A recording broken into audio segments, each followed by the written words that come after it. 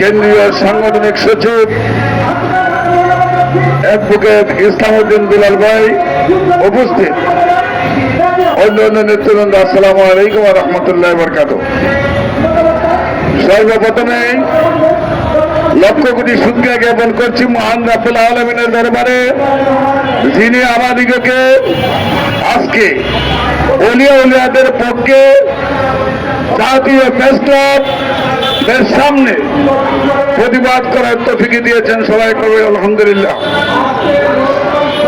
তাদের সাথে সাথে লক্ষ কোটি দুরুদার সালাম প্রেরণ করছে সেই মহামানবতার মুক্তির দুধানের তাজেদারে মদিনা সরারে কাউনাইন নবী মুহাম্মদ মুস্তাফা সাল্লাল্লাহু আলাইহি সাল্লামকে শ্রদ্ধার সাথে স্মরণ করে আজকে শুধু একটা কথাই বলবো, কি হলো রে ভাই সুন্নি মানুষের? যখন একটি মাজার ভাঙা হয়েছিল তখন বাংলার সকল সুন্নি জনতায় এক হওয়ার কথা ছিল, ঠিক কিনা? আজকে মাজার ভাঙা হচ্ছে, অথচ 1400 বৎসরের ইতিহাসে 1200 বৎসর মুসলমানদের নেতৃত্ব দিয়েছে। সেই আরই 1200 বৎসরের মধ্যে আমার হযরত ওমর রাদিয়াল্লাহু আনহু যেমনি ভাবে খেজুর পাতার ছানির মধ্যে বসে নেতৃত্ব দিয়েছিলেন, তেমনি ভাবে যতক্ষণ পর্যন্ত মুসলমানদের নেতৃত্ব দিয়েছে ততদিন পর্যন্ত শান্তি প্রতিষ্ঠা ছিল। আজকে যে মাজারের মধ্যে হামলা করা হয়েছে, আজকে যদি 100 ডেক বিরিয়ানি পাক করা হয়, এই 100 ডেক বিরিয়ানি খাওয়ার জন্য সুন্নি একজনকে বাড়িতে দেওয়া লাগবে না, সব কামারি কিনে শেষ করে দিতে পারবে। কোথায় রে ভাই সেই সুন্নি জনতা?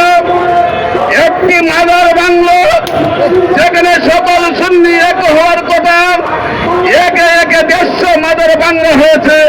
সুন্নিরা কেন জাগ্রত হয় না? সুন্নিরা জাগ্রত হলে এদেশের কোন তন্ত্র মন্ত্র চলবে না, চলবে শুধু আল্লাহ রাসূলের কথা, আল্লাহ রাসূলের কথা, আল্লাহ রাসূলের কথা, ঠিক কিনা? আমরা লক্ষ্য করেছি ফুলতলী, সোনাকান্দা, সরসিনা, আটরশি, মাইজভান্ডারি, শ্রীকোট দরবার শরীফে কোটি কোটি মানুষের সমাগম হয়। এই মানুষগুলি যদি আজকে এই দরবার গুলার পীর সাহেবরা জাতীয় ব্যস্তমের সামনে দাঁড়াইতো, তাহলে এই কোটি কোটি মানুষ প্রতিবাদের মধ্যে দাঁড়াইতো, ঠিক কিনা?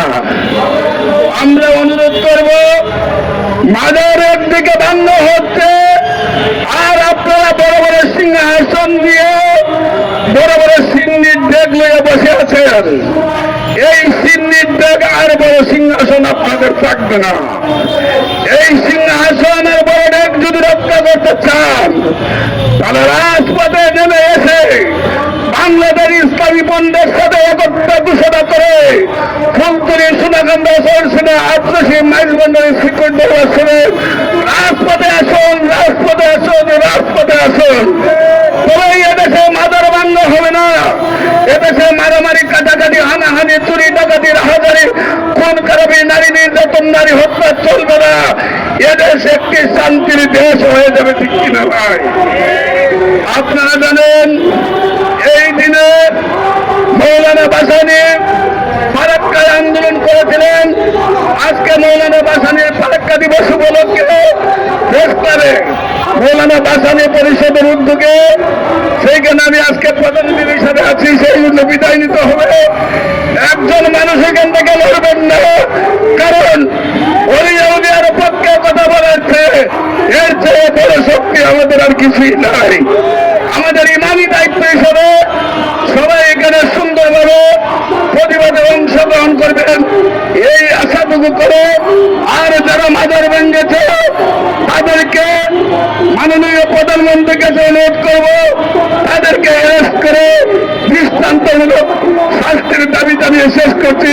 সবাইকে ধন্যবাদ। আসসালামু আলাইকুম।